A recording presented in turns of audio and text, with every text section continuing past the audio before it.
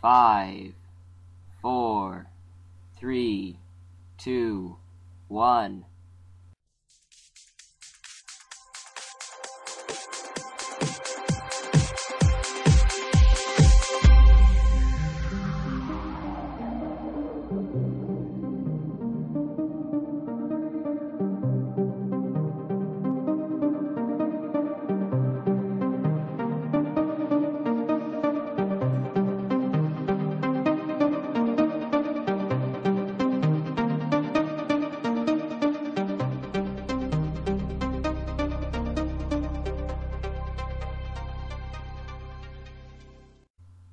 What's up, guys? This is Joev14, and I am here with a special guest, Takeshidude. Hello there. I'm Takeshidude. Tell us a little bit about yourself. I'm in my senior year of high school. I live in Georgia, even though it's kind of cold right now. I've been homeschooled like all my life, so there's that. I take some game development classes and web design, so I spend a lot of time on the computer. Takeshidude is auditioning for the character of Max in the Legend of Max series, and I have given him the part of that. And his sister auditioned and got the part of the nurse, Hannah. Yeah. And so that is how I met him.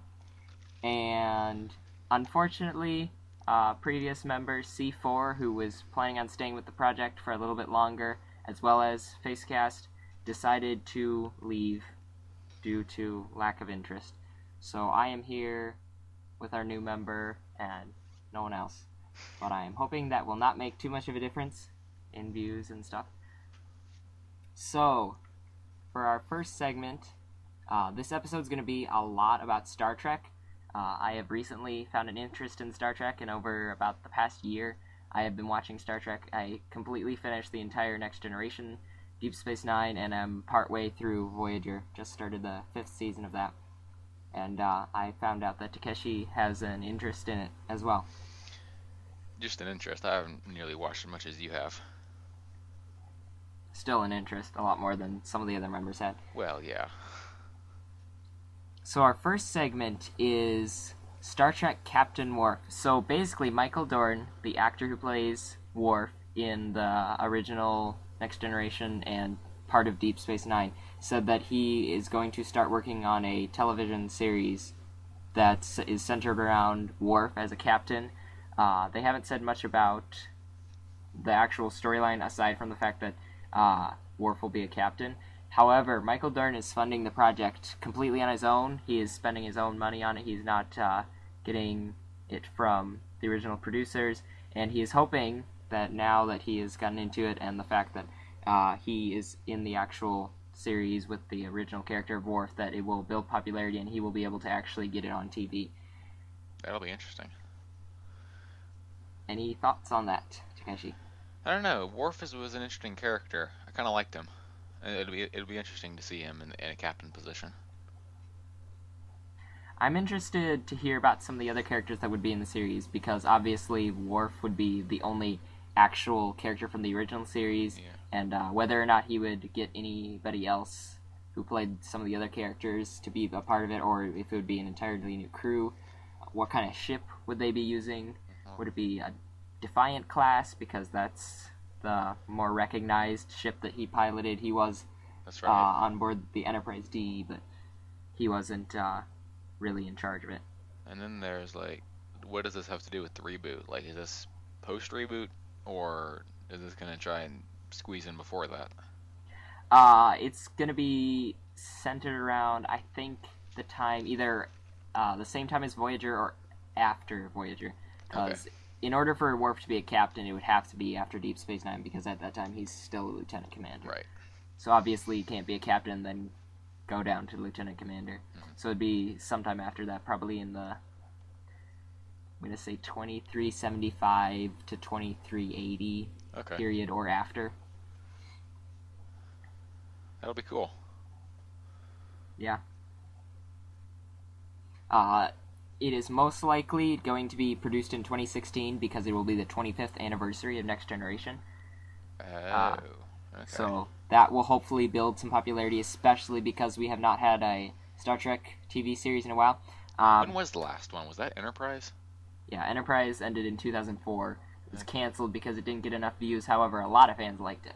I haven't seen anything of it. I've heard it's actually pretty good, and I'm very eager to see it. That takes place, though, before the original series, right? Yeah, it actually takes place right after First Contact. Have you watched First Contact? I have not. I need to get on that. I've only watched, like, 2, 3, and 5. It's on board the Enterprise E, the first movie with the Enterprise E, and basically the Enterprise follows the Borg back in time. The Borg tried to kill the person who created the first warp drive, and destroy the initial meeting between the Vulcans and the humans, which began Starfleet, and if that never happened, then Starfleet never would have existed. So he tries to destroy that. And then the way it works is Enterprise is a little bit after that. I don't know quite how soon after that, but it's centered around the experimental version of the Enterprise. It's called the NX-01. Yeah, I've seen Enterprise. pictures of it. It's pretty cool looking. And it's I believe the first starship ever created, and it's captained by Captain Archer. Right, okay. And a Vulcan first officer, I think, and a few other people. But that is the premise behind it. Interesting. Mm-hmm. And then we've got a second segment that I was going to talk about, but this information was actually proven false. It was two TV series that were supposedly going to be based off the recent movies Into Darkness and its predecessor. They were going to be called Starfleet Investigation Section, or SFIS, which would have basically been a CSI Star Trek. That was going to be so cool if that had happened. And then Star Trek Pierce, which was basically going to be a Star Trek version of, I guess, ER, where they'd go around making medical errands and saving people. This was proven to be just a rumor and not actually in real production, which is kind of disappointing. SFIS, that sounded so awesome. I was very eager for it too, but it sounded a little funny to me from the very beginning because, I mean, the SFIS makes sense, but Pierce just really didn't. That just sounded odd. Going around saving people, I mean, it's an okay idea, but I'm not sure if it would really build up a whole popularity. Especially because it's based off the movies, and there's a lot of negative thoughts about the movies. Is there really? I enjoyed those. Yeah. I personally actually really did not like them. I saw the first one. I haven't seen Into Darkness yet. Into Darkness was cool. You will get so much more enjoyment out of it if you have seen the second movie, though. Wrath of Khan? Yeah, that one. Yeah. I have heard that they do not portray Khan very well. So I'll have to wait. It's different. But I'll have to wait before I see it before I make any judgments. But I really didn't like the first one that much. I didn't think the characters were portrayed well, and I understand it's in an alternate dimension, but still, I just didn't really like Spock was really kind of a wrinkle with me. I didn't quite care for his character. Yeah, Spock was the main one that I didn't really like that much. He had anger management issues. The guy who did Kirk, though, I think pulled it off fairly well. I didn't like Kirk either. The only characters I really liked were Scotty and Chekhov. Oh, Scotty was good. Yeah, Scotty was good. Although I don't get the fact that he's not really a part of Starfleet, and then all of a sudden they throw him into the role of chief engineer. I'm not sure I really like that. I'll have to rewatch that one. Yeah. So enough of that. Now for the real segment 2, because we're skipping the original segment 2. Right. Star Trek Ultimate Starships Collection diecast models. So, about 3 weeks ago, I found out about this very cool online subscription. Basically how it works is you send in a certain amount of money, or you pay for it online, and for $5 for the first subscription, you can get a folder with magazines that tell information about a starship. And on top of that, you get a Starship diecast model, which is really cool. The first one's the Enterprise D. Oh, I love the Galaxy It's only class. $5 for the first one, which is a great deal. And then after that, it's $22 for each one after that. So it's a little bit more expensive, but I still think it's worth it. That sounds pretty cool. What other ones do they have besides the second one's the Classic Enterprise. The third one is a Klingon Bird of Prey. Oh. The fourth one is the Enterprise experimental version from Enterprise. Okay. And then the fifth one is a Klingon, or not a Klingon, Romulan warbird. Man, if they had the Intrepid class Voyager, man, that'd be awesome. Oh, they do? They do. Oh, yeah, they've gosh. actually got 70 models planned, but at the Wow. moment they only have the first 15 released. But they release a new one every 2 months or so. That Intrepid was so cool. I think it's like the 10th one. If you would like a link, I can show that to you. I will also be showing pictures of this on the video. Cool. There you go. Okay.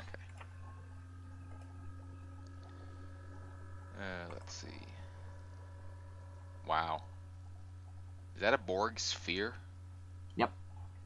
What is the sphere? As you can see, after the first 5, the 6th one is the Voyager, 7th is a Klingon battlecruiser, the 8th one is an Excelsior, which is basically the same thing as the Enterprise B. Right. 9th one's the Defiant, 10th one is Borg Sphere. What is the Borg sphere from? I only... Voyager, the TV series Voyager. I must not have seen that episode. I only recognize the cube.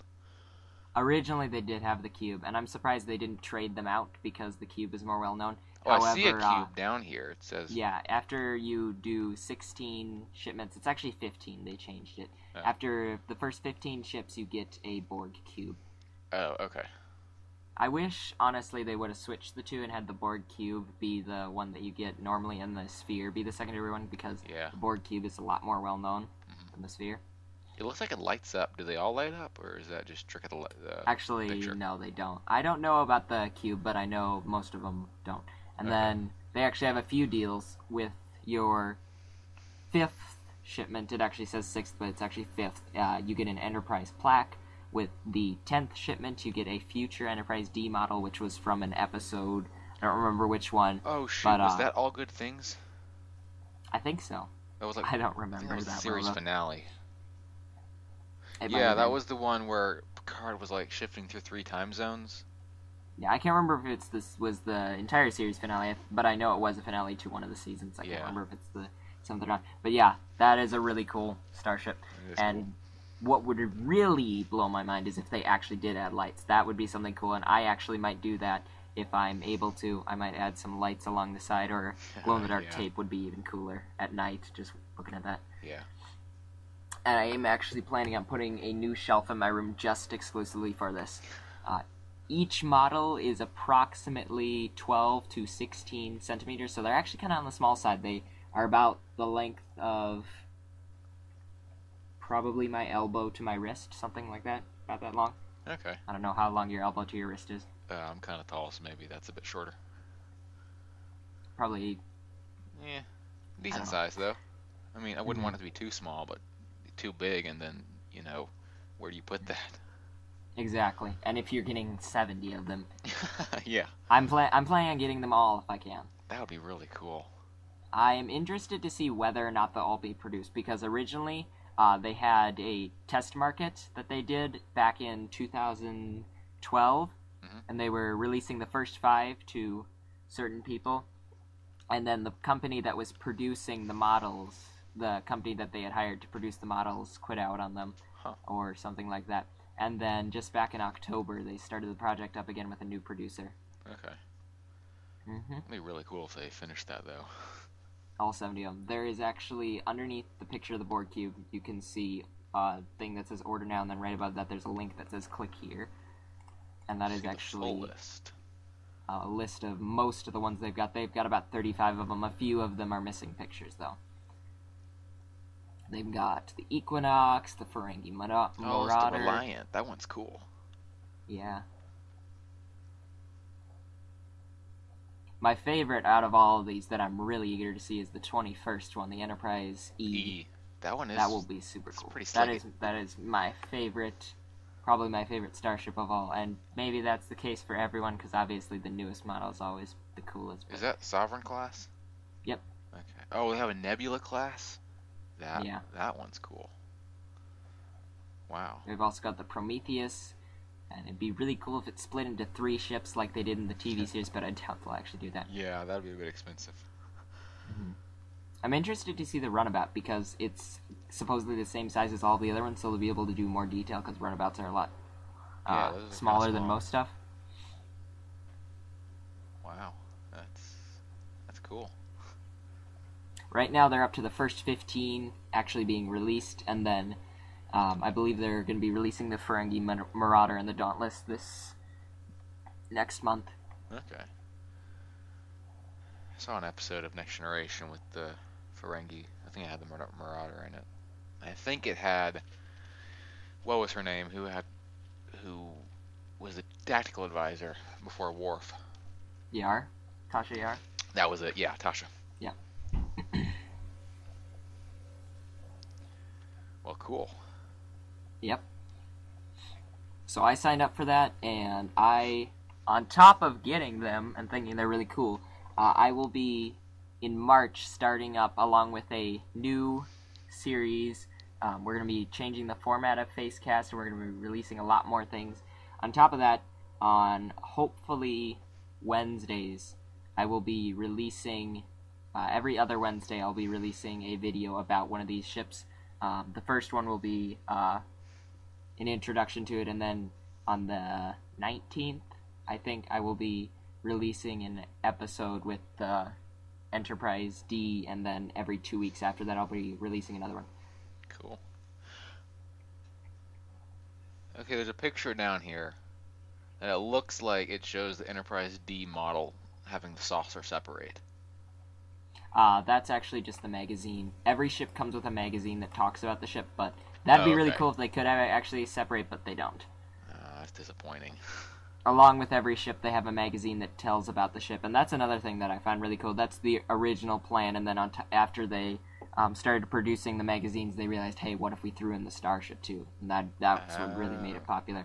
Okay. I have a Star Wars book that's kind of like that. It's got a bunch of ships in it, and it talks about all of them. Yeah, I got that too, I think. Is it the Essential Guide to Starships and whatnot? Yep, Yeah, I got that. Funny you should mention that. I got that like 3 weeks ago. Yeah. I've been waiting to see if they put out a new one that has like Episode 3 and the Clone Wars and all that, but I haven't seen one yet. Because the one I have... That's the one I got. Do what? It has Clone Wars and Episode 3 stuff in it. Oh gosh, mine says updated for Phantom Menace and Attack of the Clones. No, mine says, it doesn't say anything on it, but it has Clone Wars and stuff in it. Oh wow. And it was produced like last year or something like that, I think. That. At the end of the episode, I'll tell you the ISBN number if you want. Okay. Or name or something. Yeah. You should really sign up for the Starship collection. The first one's only $5, and if you don't like it, you can cancel it. I think I'll have to do that. That'd be really cool. Yeah. The only thing I don't like is that after your subscription, it takes about a month for the first one to arrive, so that's why I planned to do it in March, because I ended up paying for it just like a couple days ago, and it'll be 3 weeks until it arrives. Okay.